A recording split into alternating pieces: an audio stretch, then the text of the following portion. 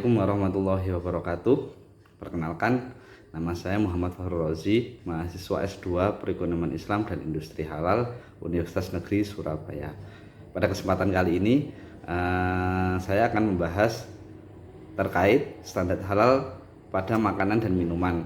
Standar halal pada makanan dan minuman sendiri sudah diatur pada Fatwa MUI nomor 4 tahun 2003 tentang standar halal pada makanan dan minuman serta sudah diatur pada Fatwa DSN MUI nomor 108 garing DSN MUI garing 10 garing 2016 tentang pedoman penyelenggaraan rumah makan halal.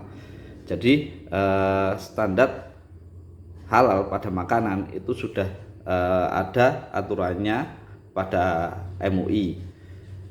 Nah, dari dua fatwa tersebut itu yang pertama dapat ditarik adanya standar terkait penamaan makanan dan minuman atau terhadap produk. Jadi nama yang diberikan pada produk tersebut itu harus sesuai syariat. Ketentuan yang pertama yaitu nama harus baik, kedua hindari kebohongan, dan ketiga tidak mengandung unsur haram. Jadi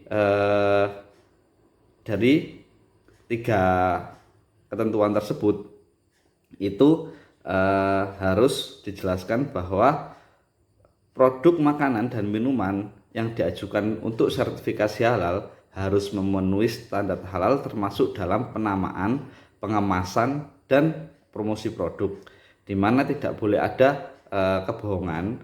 Jadi nama produk harus sesuai unsur, dan yang kedua promosinya itu juga harus sesuai dengan isi dalam makanan tersebut. Jadi panduan terkait penamaan makanan, terus pengemasan dan promosi itu yang pertama harus bersifat positif makna dari nama tersebut. Yang kedua sesuai isi. Jadi hindari kebohongan tadi itu ada sesuai isi. Ya, unsur harus mencerminkan isi atas bahan makanan. Terus menghindari makna haram, ya khususnya nama-nama terkait bahannya haram atau makna-makna yang jelek menurut Islam ya. Yang keempat yaitu tidak provokatif. Nama tidak boleh bersifat provokatif atau menyinggung nilai-nilai agama, budaya, dan individu seperti itu.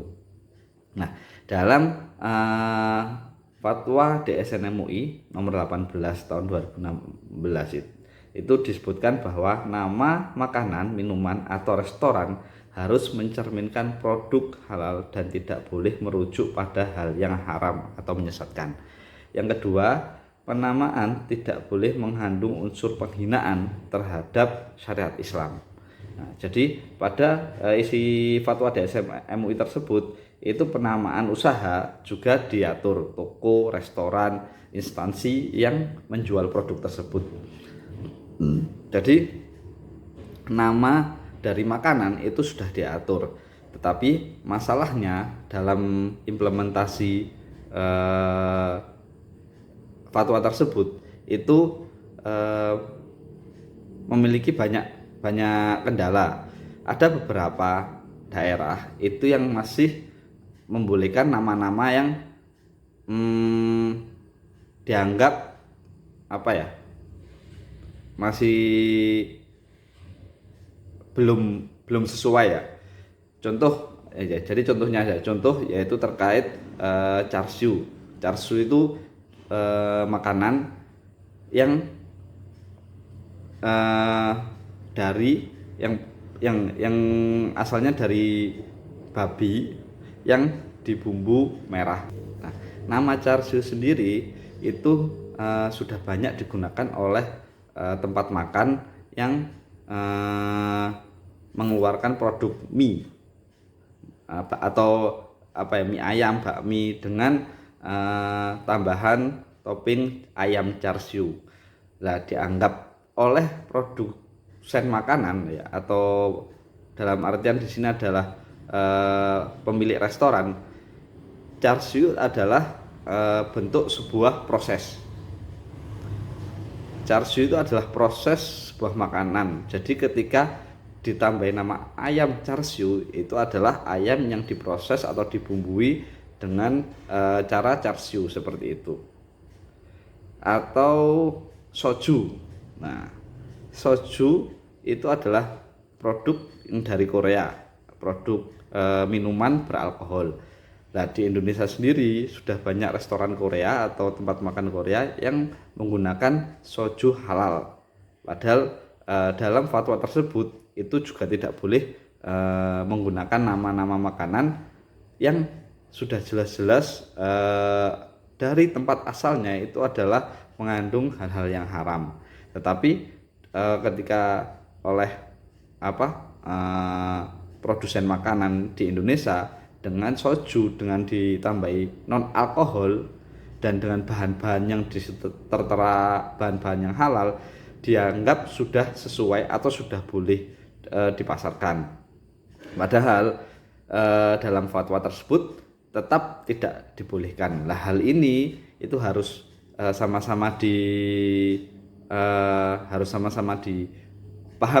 atau disamakan persepsinya bahwa hal tersebut itu tidak boleh. Ya, tapi di beberapa daerah itu masih banyak yang membolehkan. Jadi entah di beberapa provinsi ya, di beberapa provinsi itu membolehkan ada menu ayam char siu itu dilabeli halal karena dianggap ya tadi itu persepsinya adalah itu produk yang char siu adalah olahan gitu ya, olahan, bukan nama menu makanan tapi olahan, atau seperti teriyaki gitu ya, olahan teriyaki atau kecap Inggris seperti itu.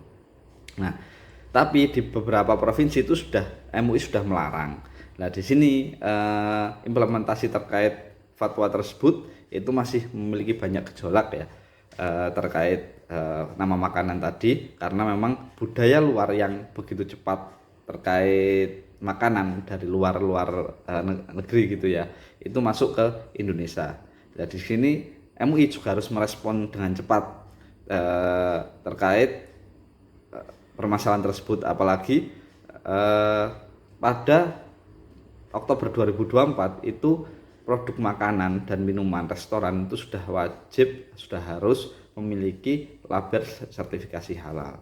Nah, ini yang menjadi tantangan bahwa sertifikasi halal pada makanan dan minuman atau restoran itu masih harus terus ditingkatkan atau mungkin harus terus dibahas, entah itu audiensi atau mulai forum-forum apa gitu ya, terkait permasalahan di bawah pada penamaan produk makanan yang sudah mulai marak di kalangan usaha makanan.